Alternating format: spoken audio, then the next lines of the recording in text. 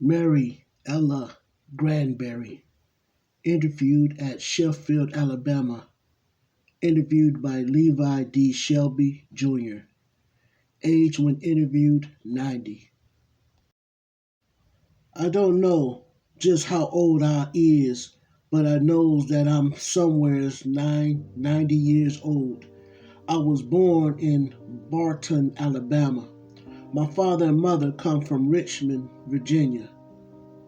My mammy was named Margaret Keller, and my pappy was Adam Keller. My five sisters was Martha, Sarah, Harriet, Emma, and Rosanna. And my three brothers were Peter, Adam Jr., and Williams. Us all live in a little two-room log cabin just off the big house. Life wasn't very much for us, 'cause we had to work and slave all the time. Master Jim's house was a little old frame building like an ordinary house is now.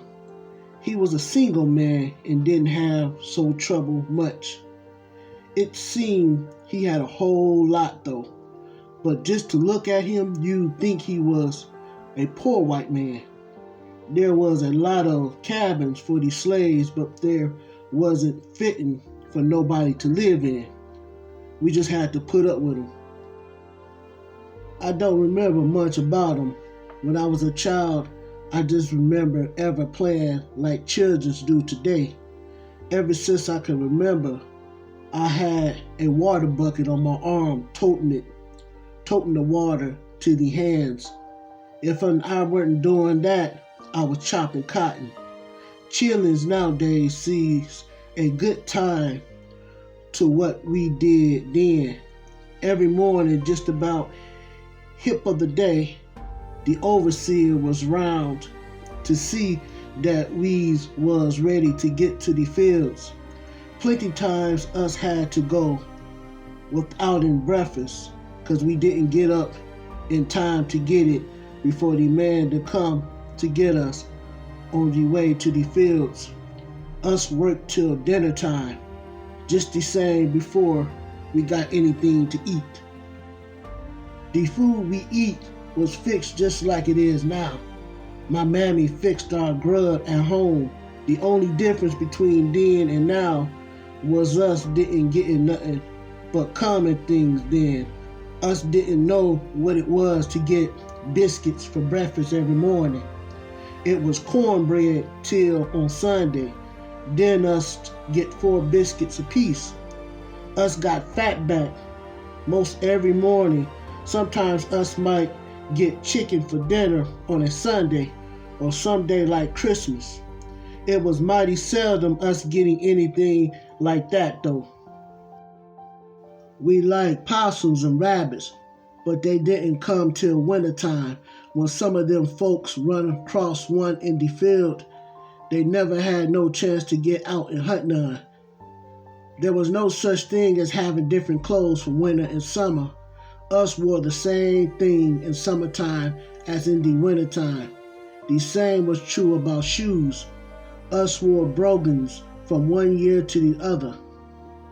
My old Marsh was a pretty good man, but nothing extra.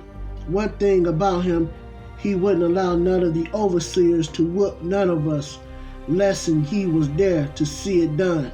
Good thing he was like that too, 'cause he saved the blacks and many a lick. What they got if he hadn't been there. Master Jim was a bachelor, and he ain't never had much truck with women folks. If he had any children, I never know nothing about them. The overseer was terribly hard on us. They'd ride up and down the field and haste you so till you near about fell out. Sometimes, and most generally every time you behind the crowd, you got a good licking. With the bullwhip that the driver had in the saddle with him. I heard Mammy say that one day they whipped poor Lee till she fell out like she was dead. Then they rubbed salt and pepper on the blisters to make 'em burn real good. She was so sore till she couldn't lay on her back nights, and she just couldn't stand for no clothes to touch her back whatsoever. Master Jim had about one of the biggest plantations in that section. I guess he had nigh unto 100 blacks on the place. I never known exactly how many there was, nor how big the place was. These folks nowadays is always complaining about how they is having such hard time, but they just don't know nothing. They should have come up when I did, and they see. Now they is living just like kings and queens. They don't have to get up before day when it's so dark you can just see your hands before your eyes. They don't know what it's like to have to keep up with the leader. You know, they was always somebody. What could work faster than the rest of them folks? And these fellas was always the leader, and everybody else was supposed to keep up with him or her, whatsoever it was. If you didn't keep up with the leader, you got a good thrashing when you gets home at night. It was always good dark when the hands got in from the field. Of course, if and there was a lady what had a baby at home, she could leave just a little before the sun set. Youngins nowadays don't know what it is to be punished. They think if and they gets a little whipping from their mammy, now that they is pushing terribly. They should have had to follow the leader for one day and see how they'd be pushing. If and they gets too far behind, the biggest thing that us was punished for was not keeping up. They'd whip us if we were caught talking about the free states too. If you weren't whipped, you was put in the nigger box and fed cornbread what was made without salt and with plain water. The box was just big enough for you to stand up in, but it had air holes in it to keep you from suffocating. There was plenty turning around room in it to allow you to change your position every once in a while. If you had done a bigger gnaw, then you was kept in the nigger box for months at a time, and when you got out, you was nothing but skin and bones and scarcely able to walk. Half the time a slave didn't know that he was sold till the master called him to the big house and tell him he had a new master for then on. Every time that one was sold, the rest of them say, I hope next time it'll be me. They thought you'd get a chance to run away to the free states. I heard my mammy say that when she come from Virginia, she come on a boat built out in logs. She said she never was so sick in all her life. I see the whole wagon load of slaves come through our farm one day. What was on there was to Arkansas. They was most I ever seen travel at the same time. The white folks didn't allow us to even look at a book.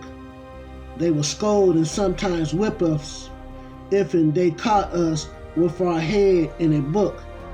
That is one thing I surely did want to do, and that was to learn to read and write.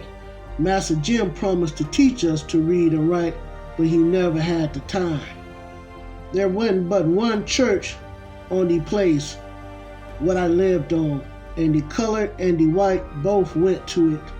You know, we was never allowed to go to church without them, some of the white folks with us. We weren't even allowed to talk with nobody from another farm. If you did, you got one of the worst whippings of your life.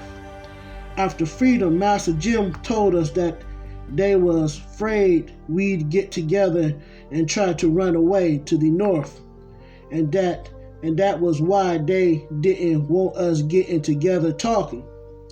A few years before the war, my pappy learned to read the Bible. Whenever we would go to church, he would read to us, and we'd sing about the most two popular songs they sung was Still Away, and I wonder where good old Daniel was. Still Away is such a popular song that everybody knows it. The other one is Done Mighty Nigh played out. So I sing it for you. It goes like this. I wonder where was good old Daniel. I wonder where was good old Daniel. I wonder where was thinking Peter. I wonder where was thinking Peter. And the chorus will say, I'm going away, going away. I'm going away, going away. I wonder where was weeping Mary. I wonder where was weeping Mary. I'm going away, I'm going away. I'm going away to live forever. I never turn back no more. These slaves would get tired of the way they were treated and try to run away to the north.